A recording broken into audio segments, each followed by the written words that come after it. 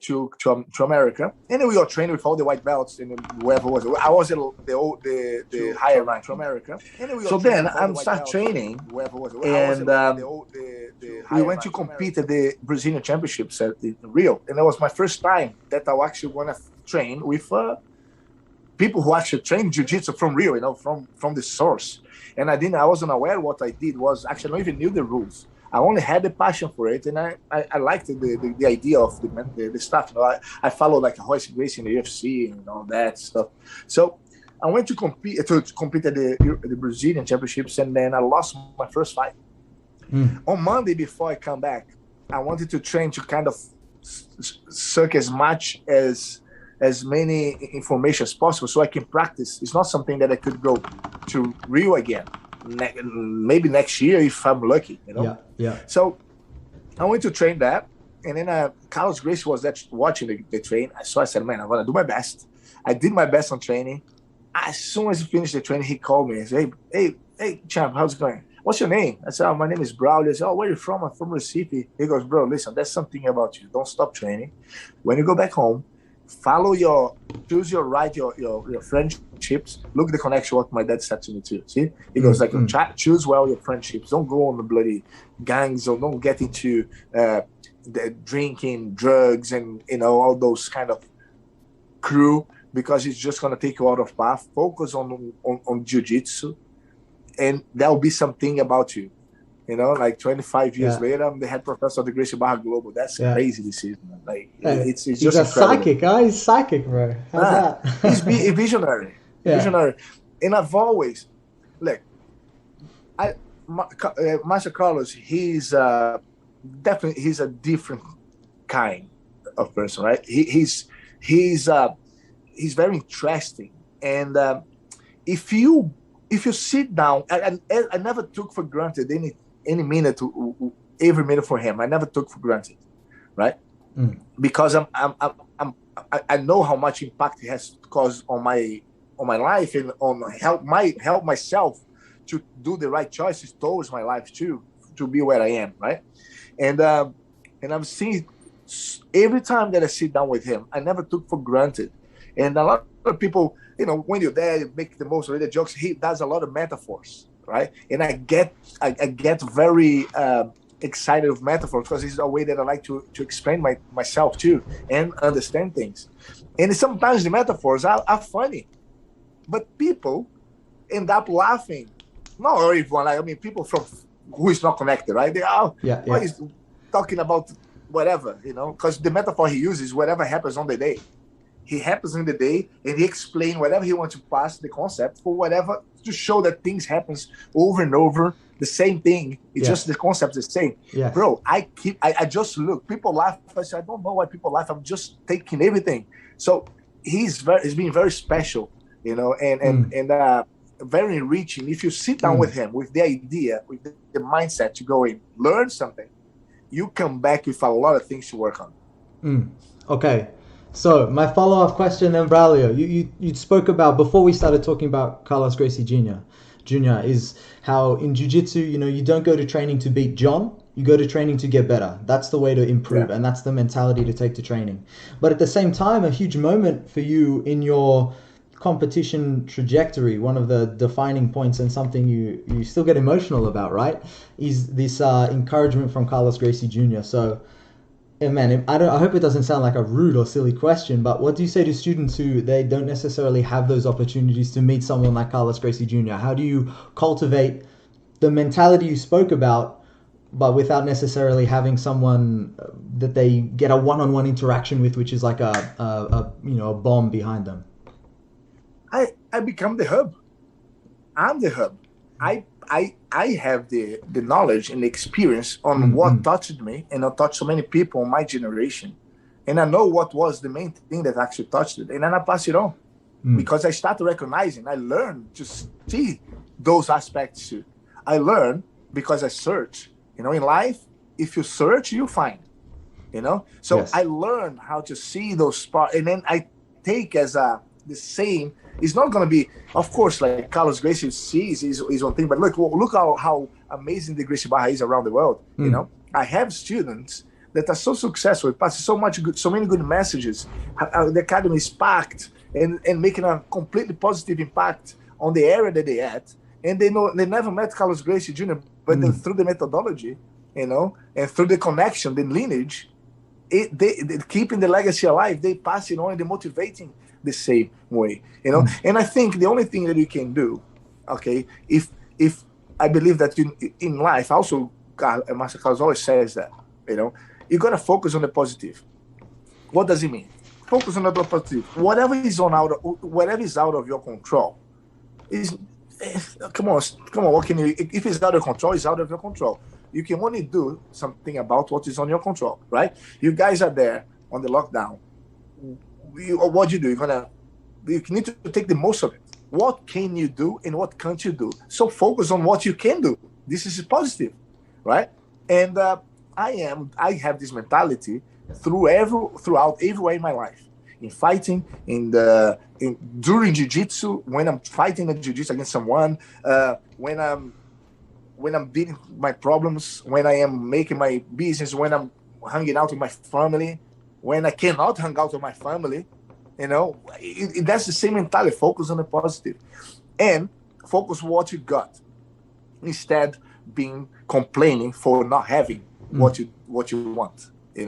So what I do is I get all the lessons that I have learned, I try to pass it on. And one thing that Carlos always said was, Braulio, first you need to make a success story. Then after, when you make your own success story, you need to help someone to make a success story. And then after that, you need to help someone to make a success story. So that's the mentality. I'm doing my best to pass it on through my experience that I learned, and try to pass it on the concept to inspire them to say it's possible. Because if it happened to me when I came, that kid from from white belt, that there was no black belts around my city, 3 hours away from airplane, from Rio, and come back, make where I am right now. So I know that it's possible because I did. And I know why it's possible, because I did many different ways, and I know which one was what made it possible. And that's how I try to inspire them using this, and one day I can say, listen, this Carlinhos told me that, this is, and it worked. So it proved the point, You can say it with great conviction because you got to live it. You've done it, tested it out. Exactly. And what I'm trying to do, which is my main goal now as a head professor of the Gracie Bar, guys, I can explain anything in life using jiu-jitsu as a metaphor, right? And then when you understand those correlations, you lead to the concept. Yes. Example. Never cry over the spilled milk. We hear that all the time, don't we? Mm-hmm. What does it mean? What's past is past. Focus what is next. Example, the guy made a grip to make the collar choke. He already did it. It's there. It's over. You don't want to fight against what is already there. Don't fight over the spilled milk. It's already that tight on your neck. What's next is the other hand. Don't let the other hand go. If the other hand don't go, there's no choke. So that mentality goes through. So this is one concept. That's one mindset mentality. That's so many other ways that I can explain, which leads to explain them, to motivate them. So if they don't meet Carlos Gracie Jr., I can show in jiu-jitsu, when I train, when they achieve a technique, when they achieve a submission, when they achieve a hold, or when they escape from a very tough position, by understanding the reason why, they figured out the concept that Carlos Gracie has taught through life and through to be a champion or to be a successful parent. Is the same. Yes. Okay. I want to keep talking about. I don't know if you get it, but it makes sense to me. Maybe I'm crazy too. I want to ask. I want to talk more about your competitions, but first, you've used the word metaphor, I think maybe 4 times in the past few minutes, and I know the way you talk about learning jiu-jitsu, understanding jiu-jitsu, you really value metaphors. So I wanted to ask you, maybe first I'll just ask you, why do you think metaphors are so important for understanding jiu-jitsu, especially when there's guys like John Danaher, is very popular at the moment now, but his method of explanation is Look, maybe a little bit metaphor, but he's also just very methodical, and I think that's why people like him. So why do you think things like metaphor are a powerful tool for understanding jiu-jitsu? Look, when metaphors is the best way to get someone to understand, someone that doesn't do jiu-jitsu well, or don't know long, or don't understand your mindset, or it's not as developed in jiu-jitsu as you, to understand what you come across, what you want to come across. It is because what's a metaphor? Metaphor is a different way, a different scenario explaining the same thing, right? So if I can explain anything with an example that's completely different but make you understand, is the concept. You understand the concept. The metaphor will help you to understand the reason why of what I'm trying to explain you, and then you understand the concept. Because if I show the if I tell you like the same example, it's no point to cry over the spilled milk. So what does it mean? Whatever passed, whatever is gone is gone. Focus what's next. The guy make you a collar choke. The first one gone, it's gone. Focus what's coming next. Don't let it get worse. If you focus what has already happened, you're not making nothing to stop the consequence, the progress. Yes. And this is the concept. I explain you through the saying and through jiu-jitsu, and there's many other ways to do that. For example, if you cannot end, to end a marathon, you need to do the first step first. Yes. It's the same thing. Yes, you know absolutely. What I mean? And then it's the same thing. If it's something never happened, we'll never complete. If it never start, it never finish. You know. So and then you go reverse engineering, and then I do a lot of metaphor for head of the snake, right? If I'm here, if I hold your wrist, okay, let me show you what I would do to escape this hold. I would go, escaped. I tried to hold it. What made me escape? What did I do that made me escape? I turned my wrist. So I did the first thing, right? If that first thing never had been done, I would never be able to escape. So instead of hold the wrist, why not hold the hand? I go, first thing don't exist. The problem never there. Yes. Metaphorically and explain for is everything. That kind of stuff. Yes, man, brilliant. These are the questions I most wanted to ask you. I thought we wouldn't get to it till later into the interview. One more before maybe I ask you some questions about your competition, in particular hunting down Ronaldo Souza. We'll talk about that soon. But I wanted to ask too. One of my favorite quotes from listening to you talk is that you described a technique not as like something you learn and do. A technique is just a vehicle to make a particular concept work. Can you describe to us what you mean by that? Exactly. So, an example for you to understand. The way that I see in jiu-jitsu, I don't necessarily focus only on the how to be done. Okay? Kimura, omoplata. Two completely different techniques, completely opposite. One I use hands, the other one I use legs. But whatever happens to my opponent, it's exactly the same. Nothing changed, bro. It's the same. Yes. So, okay, omoplata is a technique. But the concept is, I'm bending the guy's arm, put the hand behind his arm, and then twist into the way that he's going to create a lock. A tension, go beyond the tension. Right?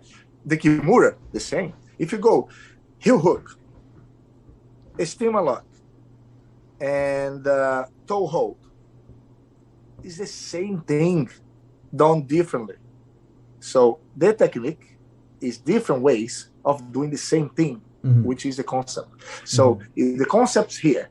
These links to the concept, these links to the concept, but these doesn't necessarily link to each other. And I can get many of them that goes to here. And the more you understand the reason why this makes the concept so good, I can adjust to go that better, to adjust to get the better. Maybe by understanding the Kimura better, you make your omoplatas even better. Yes. Yes. That's kind of what you need to. I like to see sometimes what is happening to the opponent, not what I'm doing. If I kind of imagine now a guy facing down, on the knees, but with the head looking down, having a kimura and take the guy who did the kimura out from it.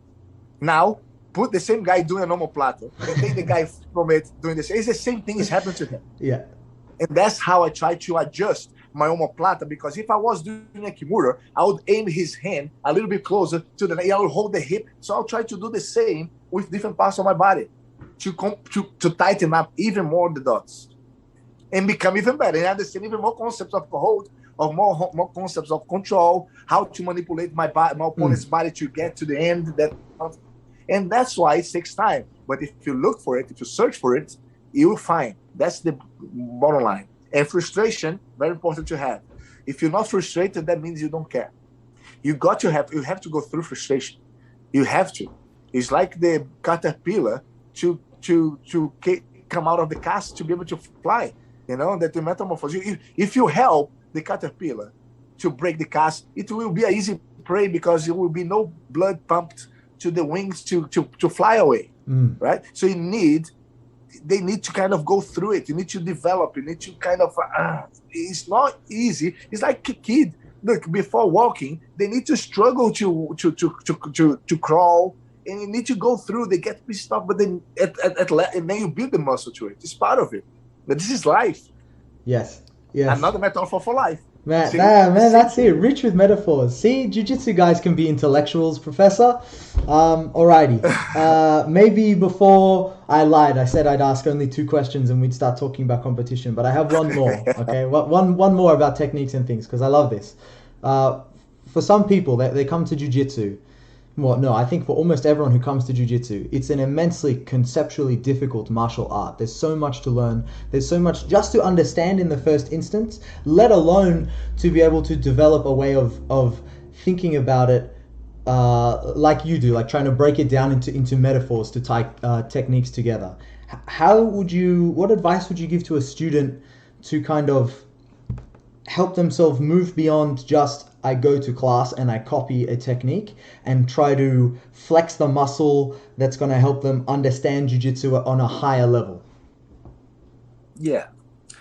Look, when I started jiu-jitsu, I didn't think the way that I think now about it. Jiu-jitsu, I didn't think about the way that I think about life, the metaphors, the concepts. I didn't. Yes. Okay. When I was a black belt world champion in 2004, in my first year as a black belt, I didn't think that way neither. I didn't. I got 3 times world champion, and I didn't think that way. I am here now. One of my goals is to kind of give you guys the hints to every time that I go. Again, look, I try to make the most of it, right? So I have the knowledge that I created. It's like I went to the mountain, I meditate in the mountain, and I came back down and then pass it on the knowledge and start. And you don't need to go to the bloody mountain to do it. That's what I'm trying to kind of say, you know. So I know what made me understand that way. So every time that I teach, every time that I show or talk about, I throw seeds to help you guys get earlier than I did, and I see the impact that causes on my students. So it helps. But what when Carlos Gracie Jr., the Master Carlos Gracie Sr. said, like, there's no losing, it's either you win or you learn, is correct. You know, my first 2 fight competitions, the first 3 years on the IBJJF, I lost in the first fight. You know, so it doesn't mean that I wasn't learning. I learned every time I learned something new. I said, man, I shouldn't do that. I shouldn't do that. Oh, I made a mistake here. And carry on, right? So what I like to tell you guys here is that when you first learn, first of all, we need to know how to walk before you run, right? If you don't know how to walk, you cannot run. So first you need to know what's the points, what's the rules, what do I supposed to do? Now I'm going to explain that with metaphors. Can I? Yeah, please. Look at that. I found it incredibly hard my first 3 months in jiu-jitsu. Incredibly hard. Because all I did was getting battered. And I didn't know what I was fighting for. Right? I carried on because I was like, I didn't want to get bullied in school. I didn't want to be the quitter, because I have this mentality. But some people don't have the mentality to want to go through those things. It doesn't mean that they're bad or good. It's just that we are all different, right? And I find that back in the day, only people who wants to be champions that was reaping the benefits of the jiu-jitsu when there is so much benefits for everyone, as you know, and as you guys in Australia know, as my students know. Now, before I used to go to when I was to go train, it's like being put in a cage full of sharks and survive you out, right? Yeah. That's how it used to be, and it was tough, and not necessarily very appealing. And a lot of my friends that could be really good because they're so smart, they're so talented, but they didn't want to be in the environment. Now, explanation. First thing we need to do is step at a time. I will do an example. Every time when you do a beginning on the GB1, when you do a specific training of whatever you're doing, that's the beginning that you should do. Okay, because like when you go with training guard, open guard.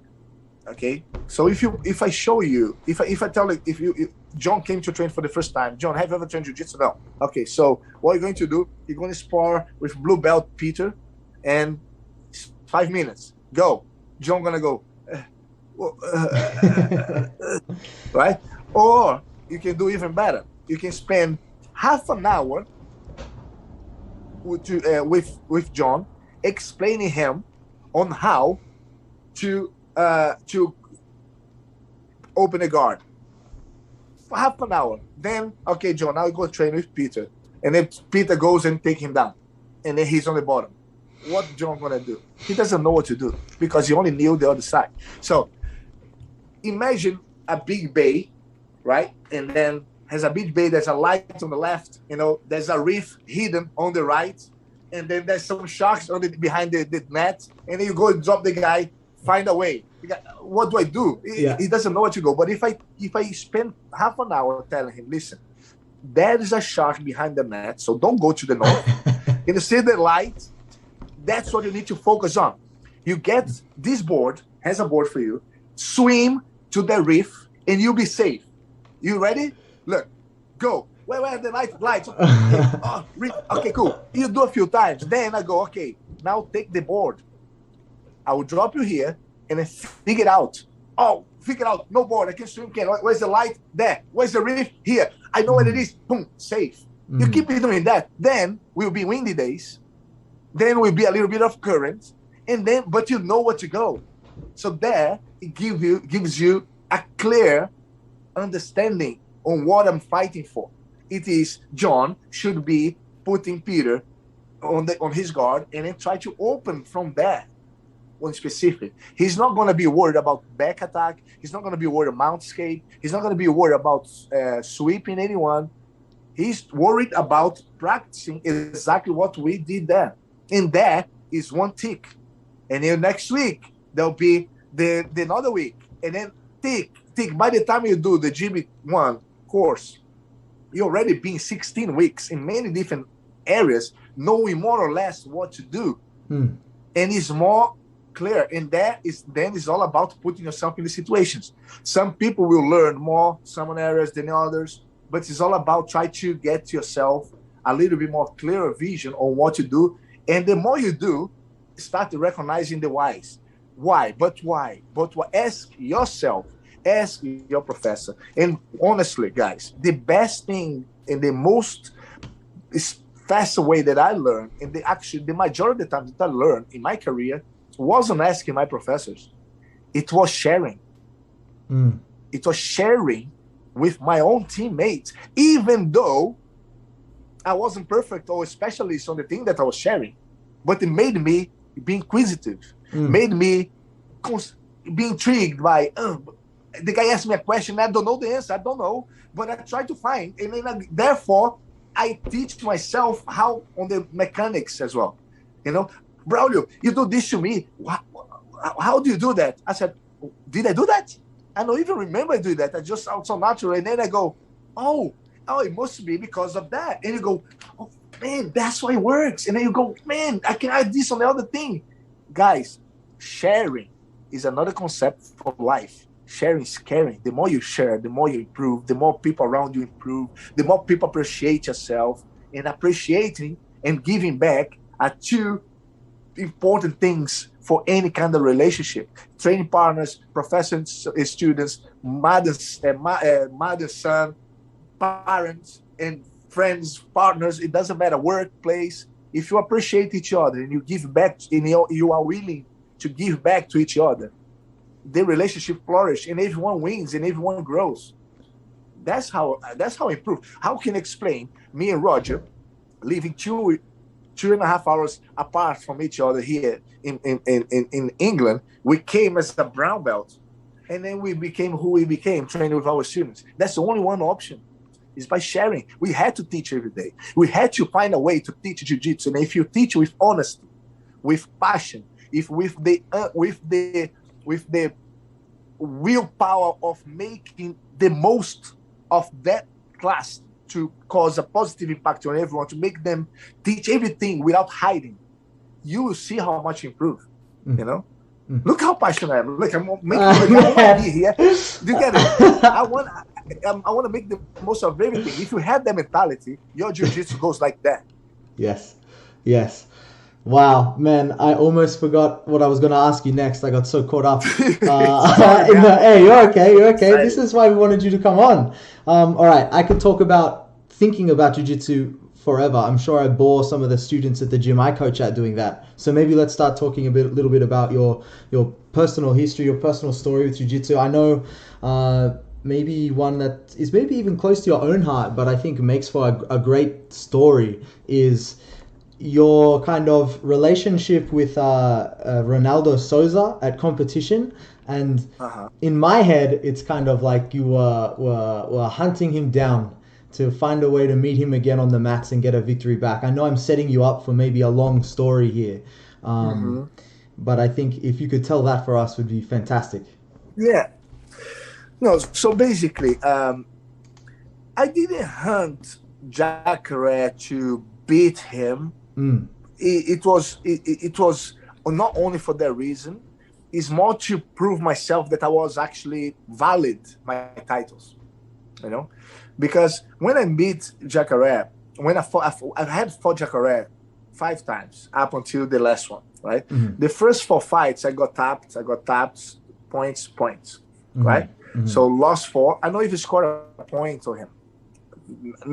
Every bloody scoreboard was only his moving. Mine was stuck. They put some super glue there. You know, so the situation with him was I knew that I have the option to beat him, but I couldn't put in practice. I felt him much stronger than me. He was much more well developed than me. You know, you can see he already from brown belt weight and absolute champion. He went to the black belt weight and absolute champion. It's like always there, no? To fight in absolute black belt, you gotta be a man. You cannot be a boy, you know. And when you're a brown belt, come now brown belt, 19 years old and 20, and you go boom, you gotta be solid. And he was really solid, as we all know. Now, when I didn't manage to beat him, what got me was Roger fought against him in 2004, and he broke his arm on the final of the absolute. So I became the champion because we didn't fight, right? Yes, yes. So that is in the back of my mind. But what if? What if? Okay, I'm doing champion. But what if? Then he. The next time I competed, he wasn't in the category, and I was a world champion. I fought the final, and he wasn't there. I said, "But what if?" Yeah, that's it. And in 2000, and then in 2009, 2011, I won again. 2010, I won again, and then he wasn't there. But then on 2009, and then because he was focused more on no-gi. And then ADCC, I think like the everything happens for a reason somehow. I won in 2009. I was supposed to fight the ADCC, right? And then Roger was going to fight a super fight against Drysdale, which beat Marcelo Garcia previous event. So how does it work ADCC? ADCC is like that. The absolute champion fights against the super fight champion 2 years later. So, and then we have 2 years later, we will have an absolute champion and another super fight champion that will fight 2 years later, on and on and on. So I never expect I was going to fight to win the absolute in 2009. I was going to fight, but I was only focused on my main weight division. Focus on what I can control. It's my weight division. I don't even knew I was going to fight the absolute because you got to be picked, which was a tough time to get picked. I'll tell you later. Then, on the first training camp for the ADCC, I was training Roger. He got injured. I went to the single leg. He sprawled. He twisted his knee, which was already been injured before. So he pulled out of ADCC against Drysdale. Guess who jumps in? Jacare to fight Drysdale. I said, no way. Yeah. On my mind was, imagine if because I knew it was most likely Jacare was going to beat Drysdale, but on my mind was, imagine if I win the absolute, man. But no, come on now. You really? No, whatever. Let's focus on the mission. Boom, boom, boom. Go there, and I won the absolute. Yes. That was 2009, is that right, Professor? 2009. Yeah, and big year, yeah. And then he beat Drysdale. I go, It's happening. This is my chance to prove myself that I can do it. 6 months later, 1 year later, 8 months later, I fell my head on doing MMA, and I got tetraplegic for a while, and I had to do surgeries on my neck. I went to 3 or 4 surgeons. They said, no, you can't go back in competition after the surgery because it's 2 discs. 1 disc will be okay. There's many people who comes back with 1 disc, but the problem is 2 discs would force a lot of pressure on the bottom and top disc. When it happened, man, when I hit the floor, the first thing that came to my mind, I said, oh my God, I'm paralyzed. And it came to my mind, I cannot pick up my kids. I cannot believe this happened to me. Oh my God.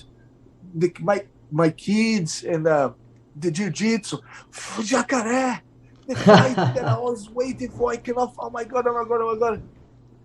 And I was, no, man, this cannot happen. I was trying to search, come back. I went to a best doctor in London in December, and then he said that he put a rugby player back to the main league. I said, man, I like you, man. I like it. And then he goes, okay, so let's do it. Okay, cool. So how long do I need to recover? He goes, look, you need to spend 4 months doing nothing. You can only recover 4 months. After 4 months, and then you can start to back yourself up. I had 8 months for the fight from the surgery. So basically, I was 4 months without recover from my neck. Then I had 4 months to recover from my injury, from the surgery, and to beat a guy that I know even scored 1 point on him. And that was my challenge, but man, day and night I was thinking about that fight. I was thinking about that statical way. It's my time. I want to prove to myself that it's possible. And even though with that big step back about it, not many people knew at the time. I was fighting at home, like in Nottingham, 2,000 people expecting seeing the Braulio from 2009, but not many people knew about my injury. And I didn't let that thing go. And I think my mindset was so strong that I couldn't see other option than just the victory. And 30 minutes of of fighting, man, and I beat him in the end. It was like the biggest achievement that I ever had to my personal achievement. Not because I beat Jacare, but because I went against the adversities. And then I've proved once again, if you really have a good mindset and if go for it, do what it takes, you can do whatever, anything in life. Man, I thank you for telling that story for us all, especially to condense it down. I think it ties in so well with what you're saying at the beginning of our chat, man. Jiu-jitsu is about trying to better yourself. Even though Jacare is the prize, you only got there by focusing on yourself. I want to ask, any big injury, whether or not you're going to fight someone like Jacare at the end, any big injury requires a real tough mentality, I think, to push through something like that, something like your spine. Do you think the I don't know, the drive you had to get through it, to do everything properly, to build yourself up, was because of what was at the end, or because of all of the jiu-jitsu and experiences you've had before, or because of something that happened while you're going through it? But everything is it's a step at a time. You Mm. know, if I never had injuries before that I overcame, I would never had even tried to fight. Everything is not reckless. I'm not stupid. Come on, I'm not gonna put my health or my life in risk for for a stupid ego thing to beat someone or to be a champion. You know, I have a family, Mm. but it's the self belief and the faith that it's going to they are made, and also the state of body, right? First time I injured myself, my right knee, I hurt my knee. My first injury was a blue belt, and I remember that I couldn't lift my foot out of the floor. I said, "It's over. My career is over. It's Mm. over. If I cannot lift my foot out of the floor, how the hell am I gonna sweep someone? It's impossible. My career is over. Oh my god! Oh my god! It's over. It's over." And then 1 month later, I was competing. Oh, okay. So it wasn't that bad. Then they start recognizing, you know, Ronaldo, not Jacare, Mm. another Ronaldo, the Mm. footballer, Yes. was a very important inspiration for me for the injury, because I remember when he had an injury on his knee, and he did a surgery 4 months before the World Cup. He came back to the World Cup and became the the the top scorer and the best player of the whole World Championship in the football. So if he can make, why can't I? You know, Mm. that's how, I like to share that, Mm. because I want people to see me like I saw Ronaldo and say, listen, if he can make, why can't I? Right? And that comes down to be responsible, to do what it takes, find the right people to do so. That's why I didn't. Yeah, there you go. Sure. The Star to Everyone said is the best striker of all time. He's a tough guy. Very good. And he's not like Neymar falling. Oh my God, man. He goes through like a church. That's why I like him. So um, so you need to find the right people. That's why I didn't do the surgery with the first 3 or 4 doctors on my neck. I had to go. I had to get the confidence, right? You need to. But when I understood that I also later I did a surgery on my knee 4 months of before the tournament, Mm. the worlds, and I went.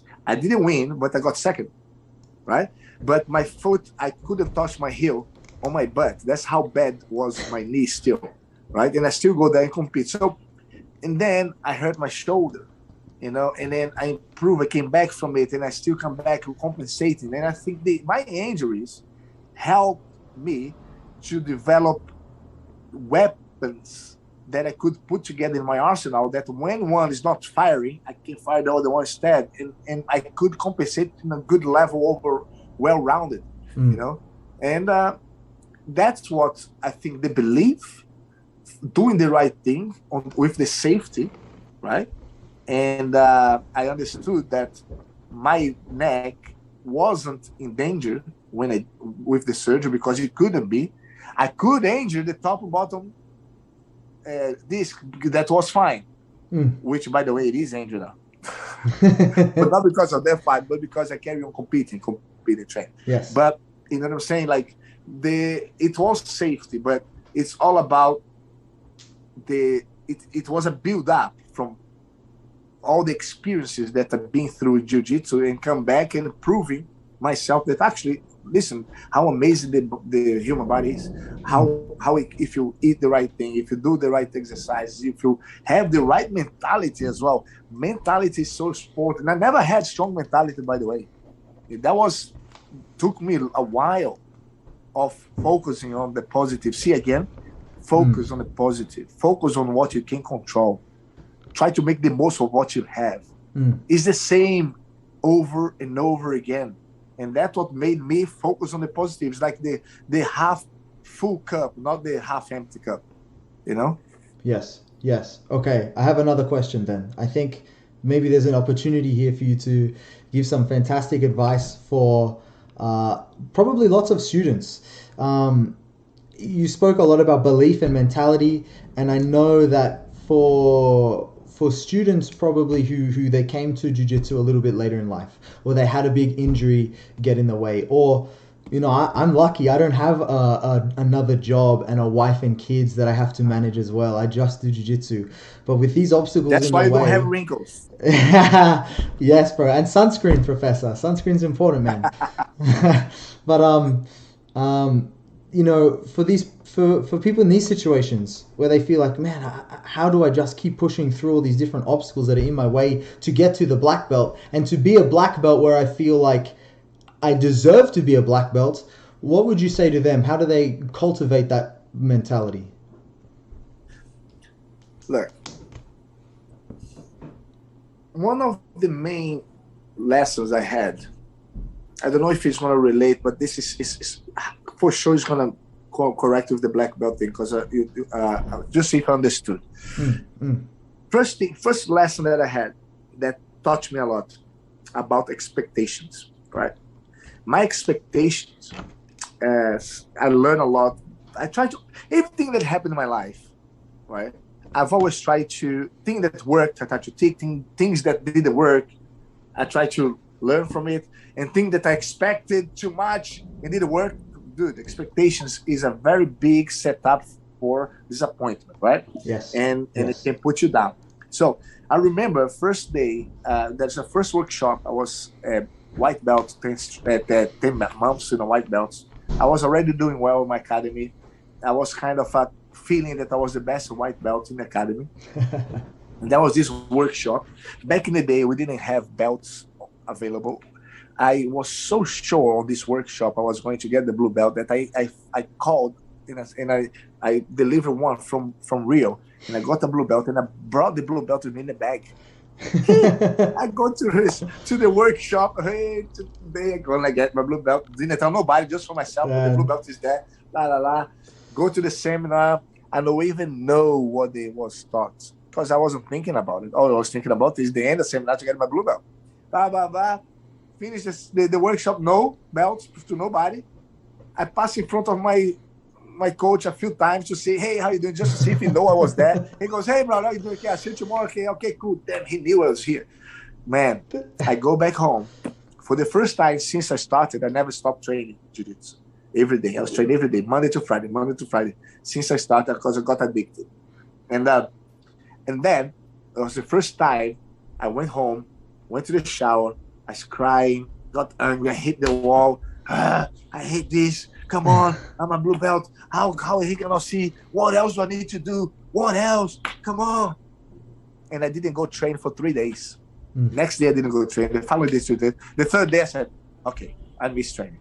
I miss training, but I don't want that feeling again. So I made a deal with myself. Okay, we go training, but from now on, I'm not gonna expect no belts. And I'm gonna go there to become as good as I can be. And if he gives the belt, good. If he does, I don't care. I will do. All I want is to be as good as I can be. That was the first lesson. And then, since then, time flies. Black belt 4 degrees and like that. And then one thing is for sure, it was more enjoyable every day for me because I wasn't expecting anymore. Is that more or less the question? Yeah, I think you've answered my question for sure, and you've given some terrific advice. I think expectations is, man, something you have to manage in jiu-jitsu, in your jiu-jitsu journey. But when people has difficulties, right? Yes. With wives, and they have limited. Listen, you don't need to train every day, twice a day, to be a black belt, to learn jiu-jitsu in a black belt. You don't need to be Jacare Souza to be a black belt either. No, you don't. And to be honest, jiu-jitsu is much more than that.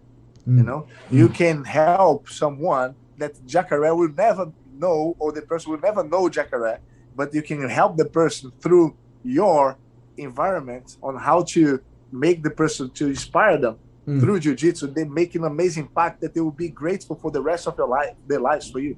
And this is more price. This is priceless for me, right? So, but the thing is, you cannot expect things to come if you don't do no effort neither. right? You cannot not train and receive the black belt. Okay, it For has sure. everything is about the balance. Everything is about the balance. Even though, man, politics, dude, like ah, extreme left, extreme right, dude, it's a balance, a little bit of everything. Is in jiu-jitsu, it's about everything. If you could get everyone united and everyone understand a little bit left and right, a little bit left and right, it's the balance. Everything's a balance. Mm. If you want to go and eat a lot, train a lot, and compensate the amount of intakes you take. If you burn out, you will cool, right? And then if you want to lose it, it has less and you spend more. It's like currency is the same, right? So Yes. you cannot expect to become rich if you spend all the money that you make.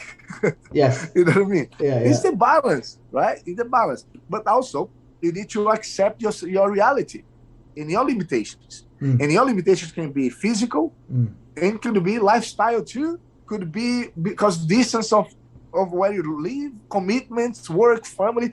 But you gotta work with what you got. You gotta focus on the positive. Mm. If you go and train, you can use as a release, stress release, and you go there and focus and try to become better than yesterday.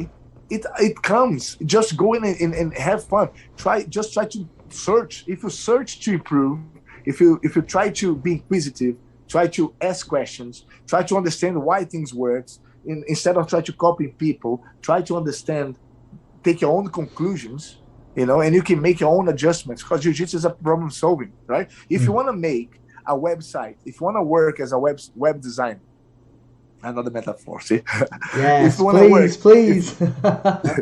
if you want to work as a web designer, and every job you make, you find a template, change the template and sell that, you're going to be always limited to someone doing a template for you.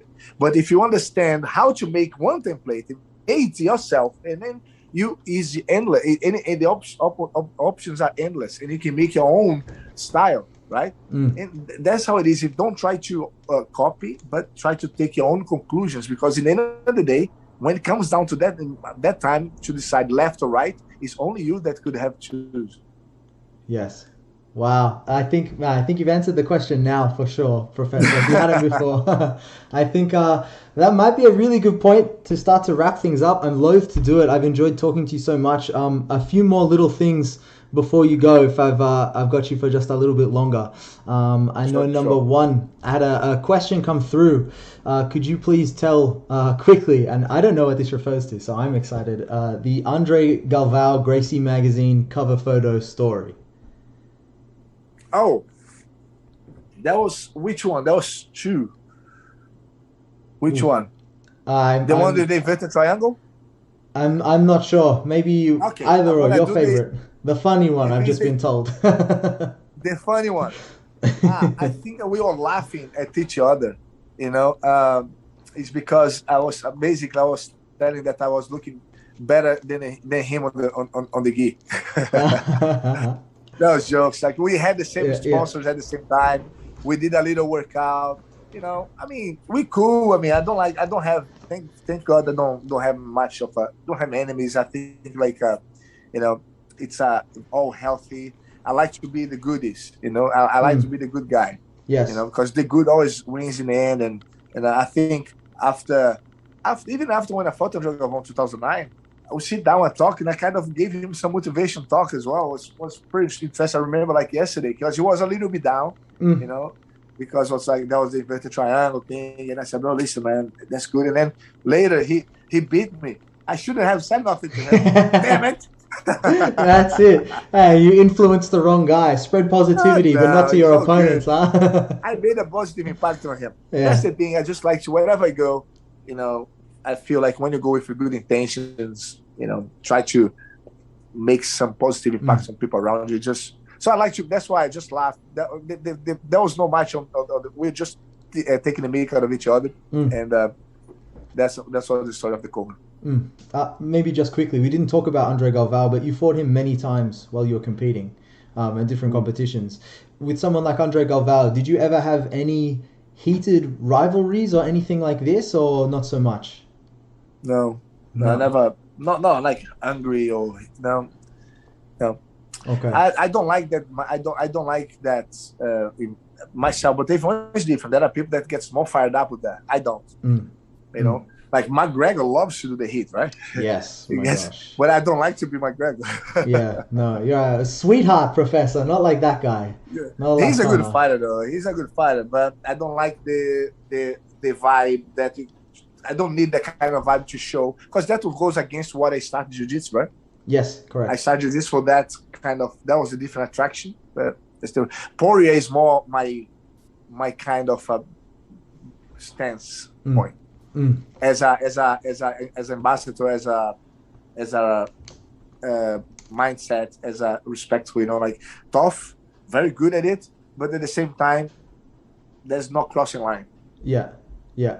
Maybe. Ooh, maybe I shouldn't ask this type of question, huh? What about someone like Nick Diaz? I know in the past you're gonna have jiu-jitsu Ooh, matches with Nick Diaz. What about yeah, what about Nick that was Diaz? that was the Rufus situation that happened with me. I think I got a little bit disappointed really because um, I up until then I never had a family holiday in my life.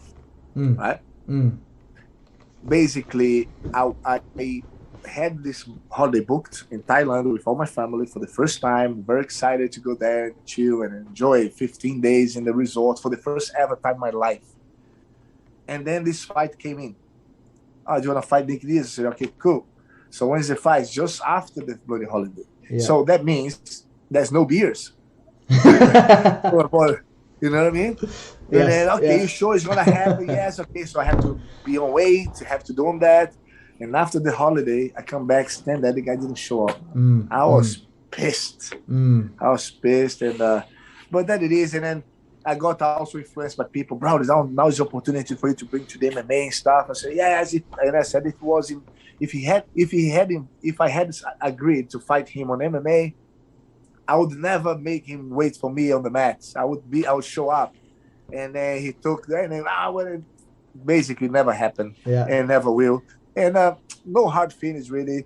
I think he had his issues with being in public as well. It was, to be honest, I don't think he realized how much of a trouble the fight would be for him. He didn't know who I was when he found out. I think he goes, "Oh man, that's." So Mm. I don't know. I think everything happens for a reason. It Mm. didn't happen because it didn't supposed to, and no hard feelings. I was angry at the time. Yes, he was angry at the time. Yes, he has his social issues. That's already disclosed Mm. Mm. online. So he has he can get a little bit of anxiety, and there's a lot of people there. So I think probably was the right thing for him to do. To be Mm. honest. No bad blood, but he owes you a beer, hey? Oh, I feel. Alrighty. Very quickly before I invite Professor Marcelo Hazenji from Gracie Barra Oceania to speak, to say some words before we go. One favor, could I ask you really quickly, Professor Braulio? It's my friend Oliver's Sure. birthday. I think he's listening. Could you just wish him a happy birthday for me? Is he Oliver? His name? Oliver, yes, Oliver's listening Hey, in. Oliver, my man. My son also is Oliver. So cool. Ah, So, brother, beautiful. happy birthday to you, Oliver. Wish you all the best. All the side that in Australia. I think it's winter out there, right? So keep it wrapped up, and hopefully next time I'll come there. I'll give you guys a hug and all the best. Enjoy your day and get the beers from Nick Diaz. You can take over my space. Today you're allowed. Terrific. Thank you so much. One more from myself, from Gracie Barra Carlton, from all the Gracie Barra schools around Oceania and Australia, the people who've tuned in who may not even be affiliated with Gracie Barra. Man, thank you for giving us your time, your energy. There's lots of it, and I appreciate all of it, all your answers.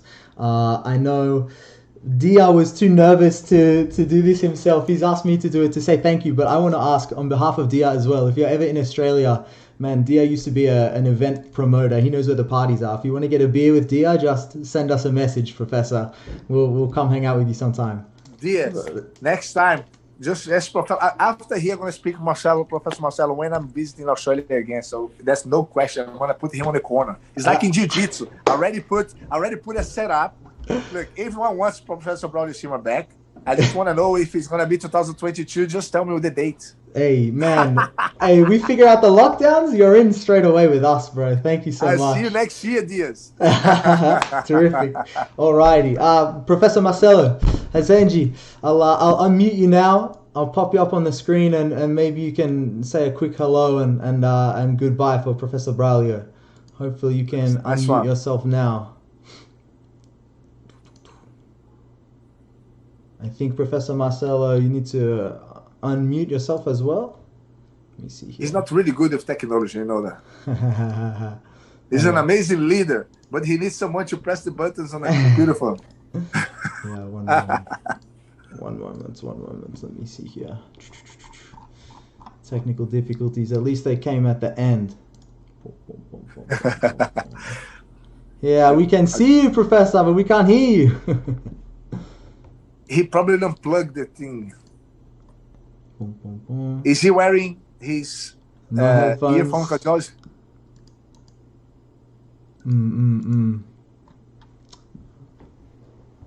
I have time. I'm not stressed.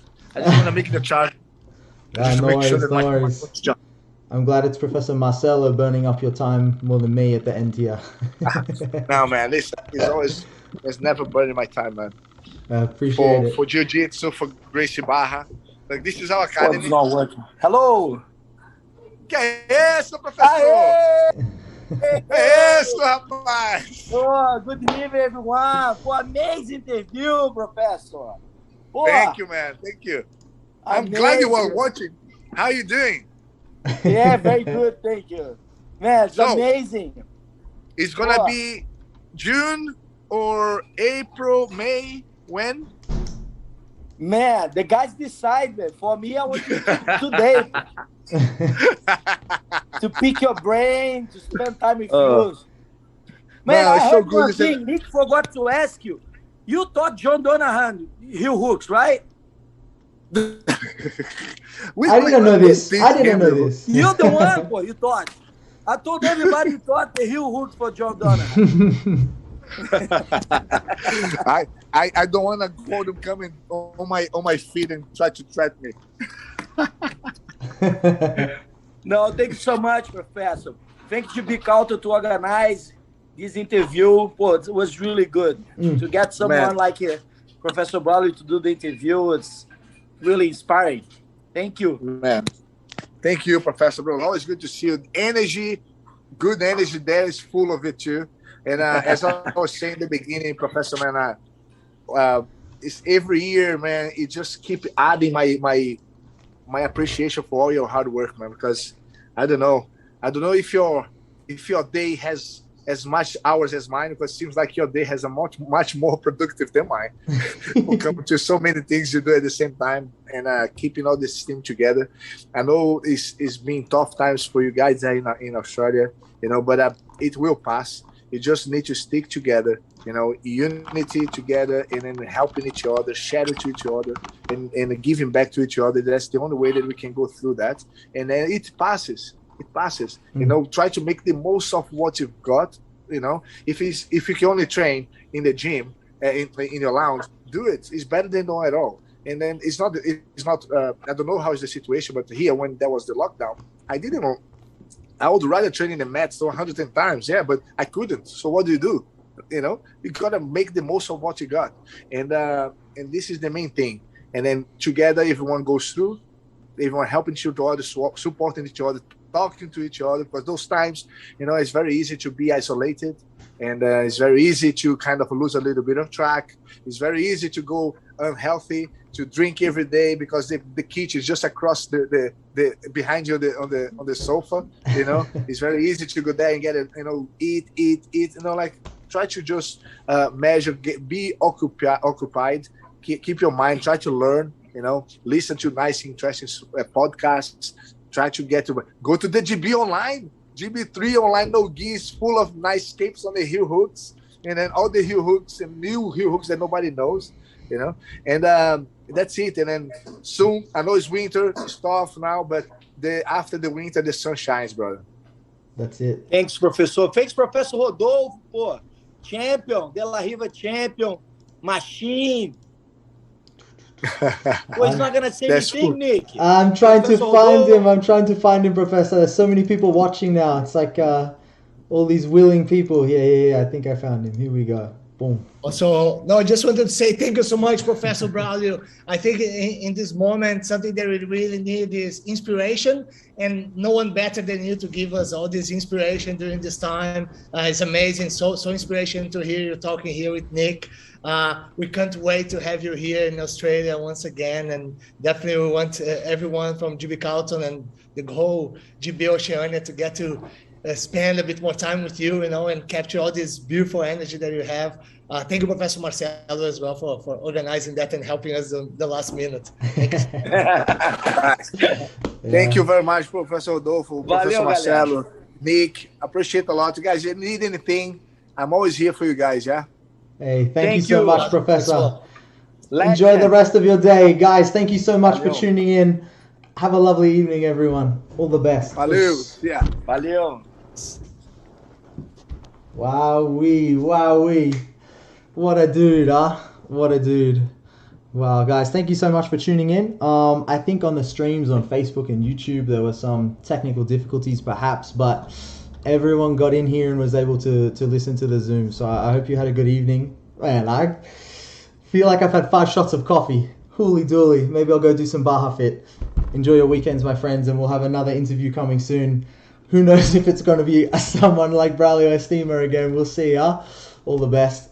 Thank you very much for coming. Thank you, Nick. Thanks for organizing that. It was awesome, man. Thank you for interviewing him so well. Yeah, I was excited. My pleasure, Professor. My pleasure. Good night, everyone. Thank you. Well done. Thanks, you. Nick.